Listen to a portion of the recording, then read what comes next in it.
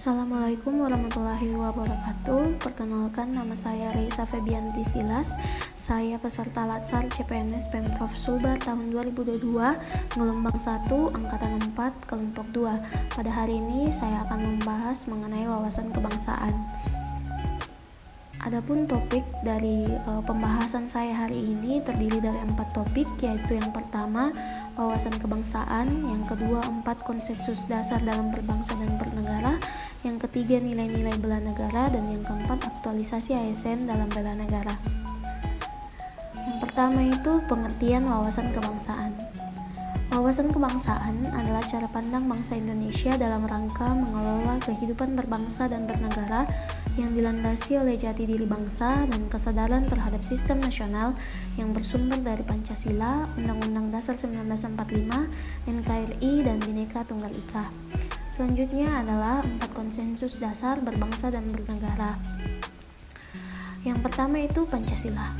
Hadirnya Pancasila menjadi landasan bersama bagi fondasi dan cita-cita berdirinya negara Indonesia merdeka. Kemajemukan dalam kesamaan rasa dan pengalaman sebagai anak jajahan ini menemukan titik temunya dalam Pancasila, menggantikan beragam keinginan subjektif beberapa kelompok bangsa Indonesia yang menghendaki dasar negara berdasarkan paham agama maupun ideologi dan kedaerahan tertentu. Keinginan-keinginan kelompok tersebut mendapatkan titik temunya pada Pancasila yang kemudian disepakati sebagai kesepakatan bersama sebagai titik pertemuan beragam komponen yang ada dalam masyarakat Indonesia. Yang kedua, Undang-Undang Dasar 1945. Sejarah kemerdekaan Indonesia yang terlepas dari penjajahan asing membuktikan bahwa sejak semula salah satu gagasan dasar dalam membangun Sokoguru negara Indonesia adalah konstitusionalisme dan paham negara hukum. Di dalam negara-negara yang mendasarkan dirinya atas demokrasi konstitusional, Undang-Undang Dasar memiliki fungsi yang khas, yaitu membatasi kekuasaan pemerintah sedemikian rupa sehingga penyelenggaraan kekuasaan tidak bersifat sewenang-wenang, sehingga dengan demikian diharapkan hak-hak warga negara dapat terlindungi. Yang ketiga yaitu Bhinneka Tunggal Ika. Dalam lambang NKRI, Garuda Pancasila, pengertian Bhinneka Tunggal Ika tidak terbatas dan diterapkan tidak hanya pada perbedaan kepercayaan dan keagamaan, melainkan juga terhadap perbedaan suku, bahasa, adat istiadat, dan beda kepulauan dalam kesatuan Nusantara Raya. Sesuai makna semboyan Bhinneka Tunggal Ika yang dapat diuraikan menjadi Bina Ika Tunggal Ia, berarti berbeda-beda tetapi pada hakikatnya satu. Sebab meskipun secara keseluruhan memiliki perbedaan, tetapi pada hakikatnya satu bangsa dan negara Republik Indonesia. Yang keempat yaitu Negara Kesatuan Republik Indonesia atau NKRI.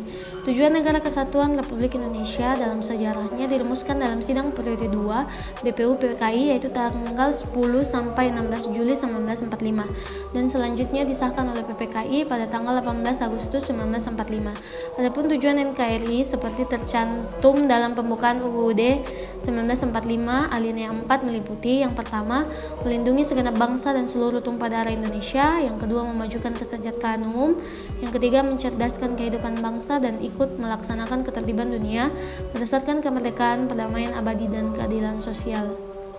Pembahasan selanjutnya yaitu nilai-nilai bela negara. Bela negara adalah tekad, sikap, dan perilaku serta tindakan warga negara baik secara perseorangan maupun kolektif dalam menjaga kedaulatan negara, keutuhan wilayah dan keselamatan bangsa dan negara yang dijiwai oleh kecintaannya kepada NKRI yang berdasarkan Pancasila dan Undang-Undang Dasar Negara Republik Indonesia tahun 1945 dalam menjamin kelangsungan hidup bangsa Indonesia dan negara dari berbagai ancaman. Berdasarkan Undang-Undang Nomor 23 Tahun 2019 tentang pengelolaan sumber daya nasional untuk pertahanan negara, Pasal 7 Ayat 3, nilai dasar bela negara meliputi yang pertama, cinta tanah air, yang kedua sadar berbangsa dan bernegara, yang ketiga setia pada Pancasila sebagai ideologi negara, yang keempat rela berkorban untuk bangsa dan negara, yang kelima yaitu kemampuan awal bela negara. Selanjutnya yaitu aktualisasi kesadaran bela negara. Bagi seorang ASN, aktualisasi kesadaran bela negara dapat ditunjukkan dengan beberapa sikap, yaitu ASN sebagai warga negara terpilih harus menjadi contoh di tengah-tengah masyarakat dalam menunjukkan kebanggaan sebagai bagian dari bangsa Indonesia. Yang kedua yaitu menaati, melaksanakan, dan tidak melanggar semua peraturan perundang-undangan yang berlaku di wilayah Negara Kesatuan Republik Indonesia serta menjadi pelopor dalam penegakan peraturan atau perundangan di tengah-tengah masyarakat.